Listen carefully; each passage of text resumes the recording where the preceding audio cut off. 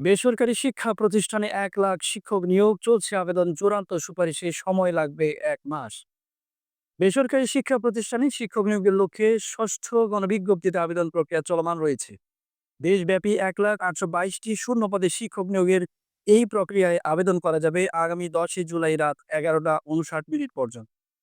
আবেদনের ফি জমা দেওয়া যাবে ১৩ই জুলাই পর্যন্ত। এনটিআরসি সূত্র জানায়, আবেদন শেষ হওয়ার পরপরই চূড়ান্ত সুপারিশের কার্যক্রম শুরু হবে, তবে এতে ১ মাসের মতো সময় লাগতে পারে।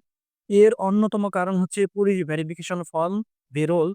এবার ভেরিফিকেশন ফর্ম অনলাইনে পূরণ করে সরাসরি আইন শৃঙ্খলা বাহিনীর নিকট পাঠানো হবে। এই ভেরিফিকেশন এবং যাচাইকরণ প্রক্রিয়ায় সময় নিচ্ছে বলে জানানো হয়েছে। এ বিষয়ে এনটিআরসি এর সচিব এএমএম রিজওয়ানুল হক জানিয়েছেন, চূড়ান্ত সুপারিশ কবে করা হবে এখনই বলা যাচ্ছে না। ভেরিফিকেশনের বিষয়টিও রয়েছে, তবে চেষ্টা চলছে দ্রুত কাজ শেষ করার। প্রসঙ্গত, চলতি বছরের ২২ জুন থেকে ষষ্ঠ গণবিজ্ঞপ্তিতে আবেদন শুরু হয়। এই গণবিজ্ঞপ্তির আওতায় স্কুল, কলেজ, মাদ্রাসা, কারিগরি ও ব্যবসায় ব্যবস্থাপনা প্রতিষ্ঠানে শিক্ষক নিয়োগ দেওয়া হবে।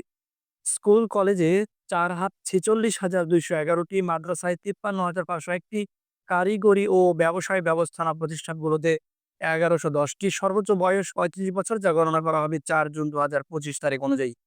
১৮তম শিক্ষক নিবন্ধন পরীক্ষার ফলাফল প্রকাশের তারিখ থেকেই বয়স ও সনদের মেয়াদ গণনা করা হবে। নিবন্ধনের সনদের মেয়াদ ফল প্রকাশের ৩ বছরের মধ্যে থাকতে হবে। শর্ত পূরণ না করলে আবেদনপত্র প্রত্যাখ্যান করা হবে বলে স্পষ্টভাবে জানিয়ে দিয়েছে এনটিআরসি। ধন্যবাদ প্রিয় দর্শক, আপনি ছিলেন পিবিসি টাইমস বাংলার সঙ্গে। এরকম গুরুত্বপূর্ণ শিক্ষা বিষয় ও জাতীয় খবর সবার আগে পেতে সাবস্ক্রাইব করুন আমাদের ইউটিউব চ্যানেল এবং ফলো করুন আমাদের ফেসবুক পেজ। ইনশাল্লাহ পরবর্তী সংবাদে আবারও দেখা হবে। সে পর্যন্ত আল্লাহ আপনাদের সবাইকে নিরাপদে রাখুন ও সুস্থ রাখুন। ধন্যবাদ। আল্লাহ হাফেজ।